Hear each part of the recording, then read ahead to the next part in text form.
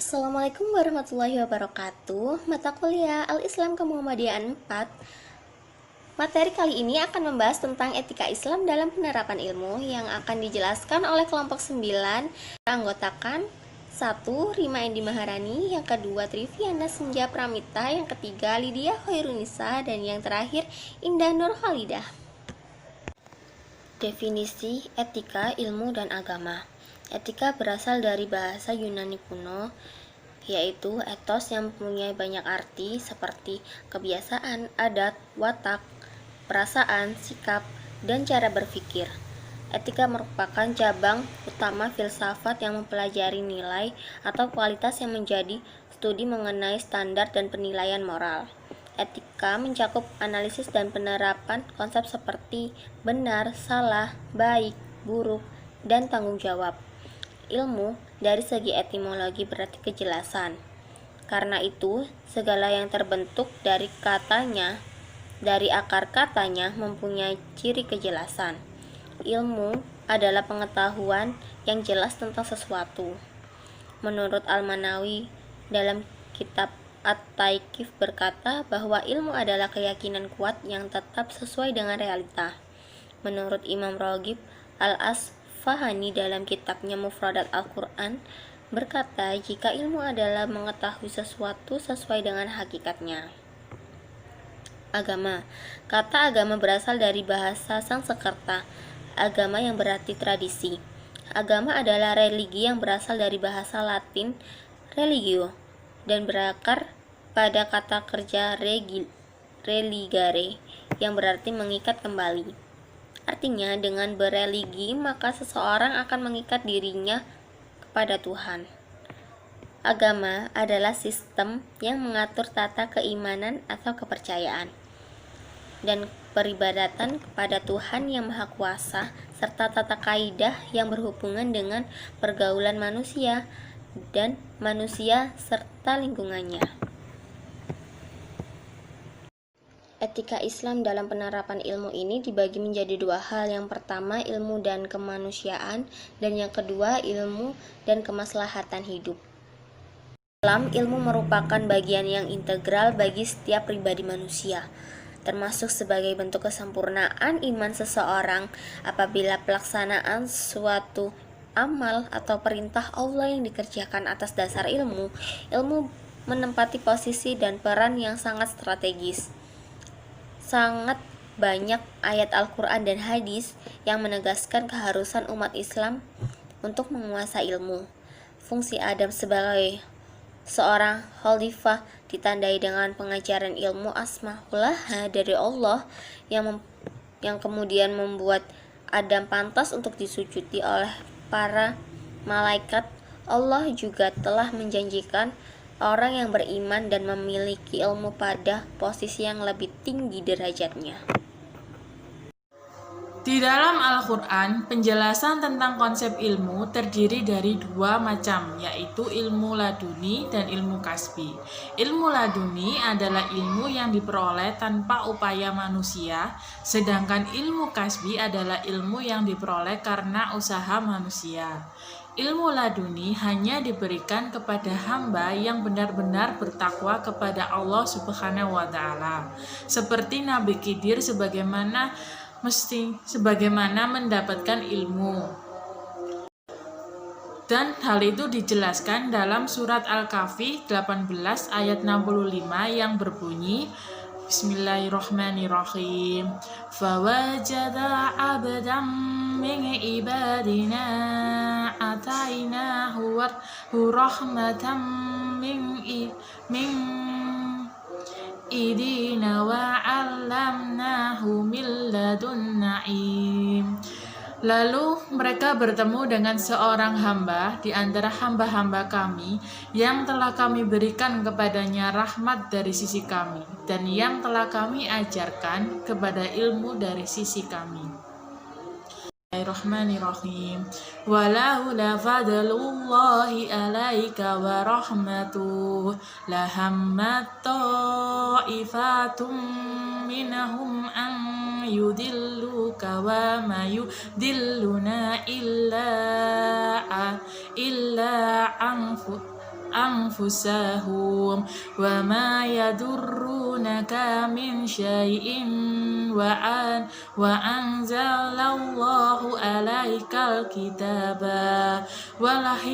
والحكمة وعلمك ما لم تكن تعلم وكان فضل الله عليك عظيم.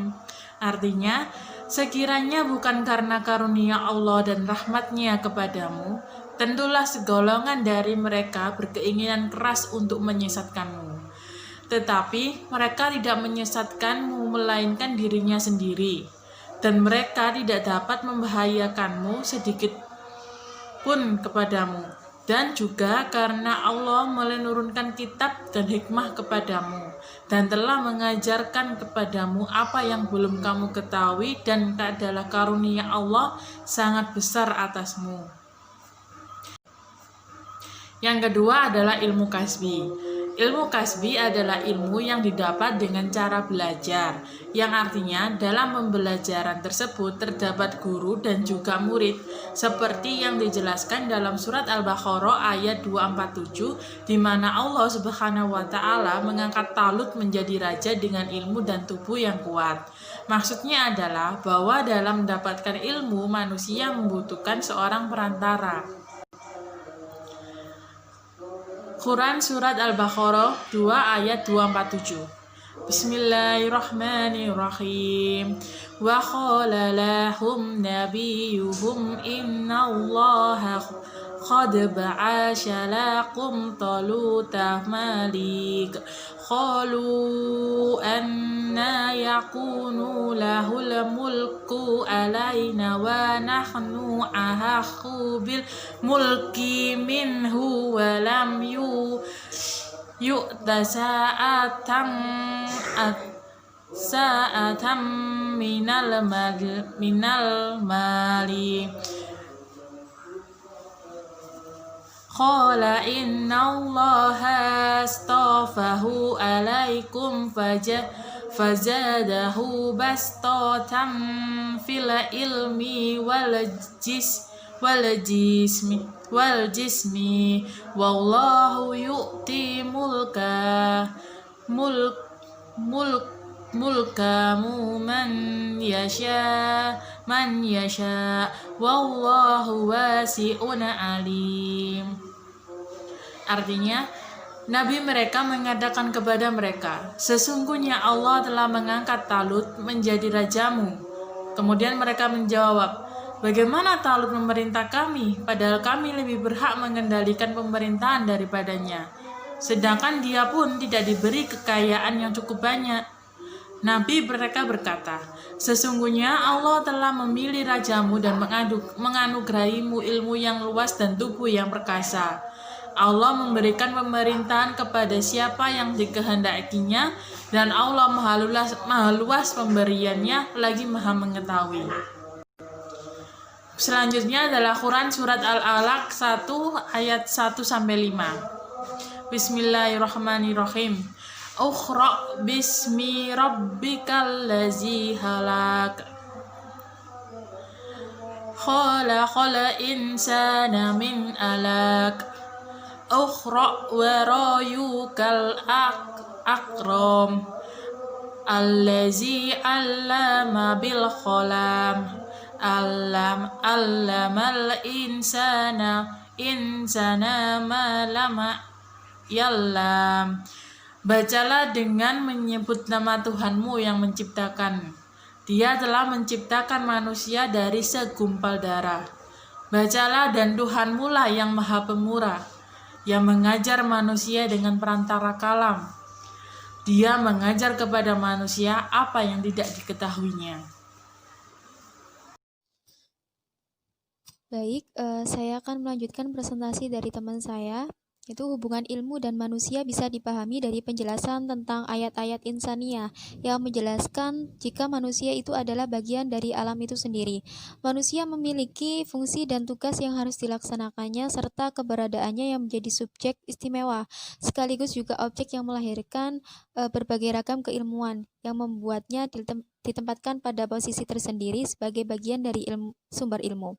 Sedangkan manusia sebagai subjek memiliki posisi sebagai pelaku atau pencari ilmu, yakni subjek yang melakukan berbagai kajian atau penelitian dalam upaya pembangunan ilmu. Secara fasilitas, dalam kedudukannya sebagai pencari ilmu, manusia diberikan karunia berupa alat-alat yang dapat dipergunakan, yakni indera, akal, dan hati. Alat-alat inilah yang kemudian dimanfaatkan dalam upaya menggali sumber-sumber ilmu, baik dalam bentuk ayat-ayat kauliyah, kauniyah, maupun insaniyah. Ini ada sumber ilmu atau objek manusia yang bisa dikelompokkan menjadi beberapa bagian.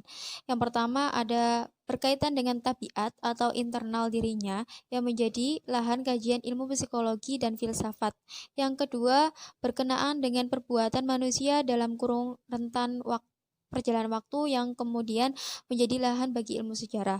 Dan yang ketiga berhubungan dengan interaksi manusia dengan lainnya, baik dengan sesama maupun dengan alam sekitar yang menjadi lahan perhatian bidang antropologi, sosiologi, hukum, politik, dan sebagainya. Selanjutnya, keselahatan hidup.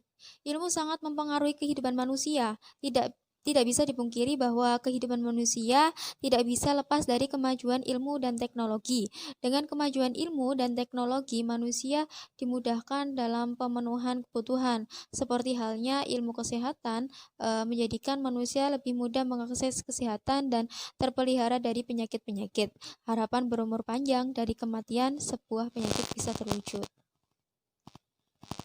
Nah, selanjutnya ini ada ayat yang menjelaskan tentang keilmuan, yaitu yang pertama surat Al-Luqman ayat 20. A'udzu billahi minasyaitonir rajim. Bismillahirrahmanirrahim. Alam tarau anna Allah sakhkhara lakum ma fis samawati wa ma fil ard wa asbagha 'alaikum ni'amahu dhahiratan wa batinah wa minan nasi man yujadilu fillahi bighairi 'ilmin wala hudan wala kitabim munir. Artinya, tidakkah kamu perhatikan sesungguhnya Allah telah menundukkan untuk kepentinganmu apa yang di langit dan apa yang di bumi dan menyempurnakan untukmu nikmatnya lahir dan batin. Dan tidak di antara manusia ada yang membantah tentang keesaan Allah tanpa ilmu, pengetahuan atau petunjuk dan tanpa kitab yang memberi penerangan.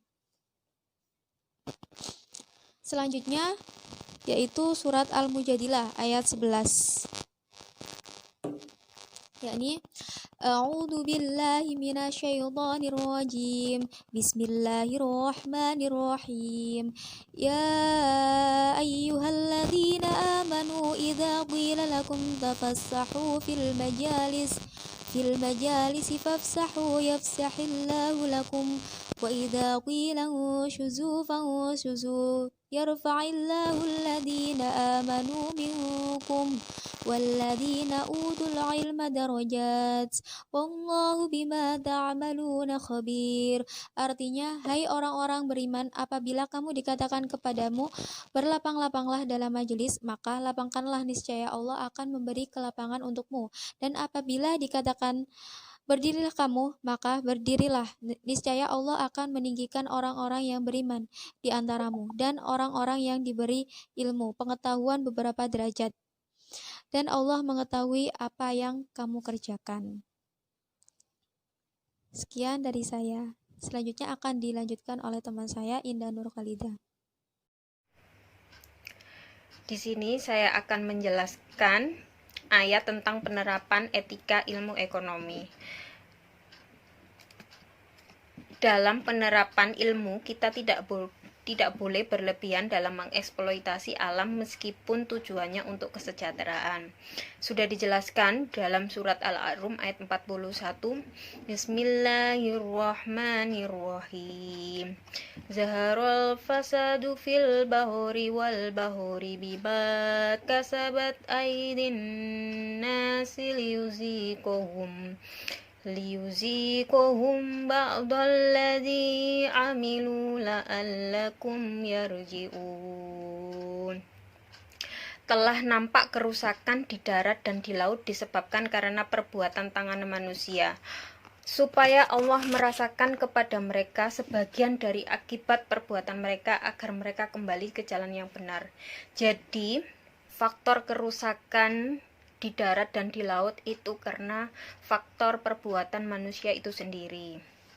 Bismillahirrahmanirrahim.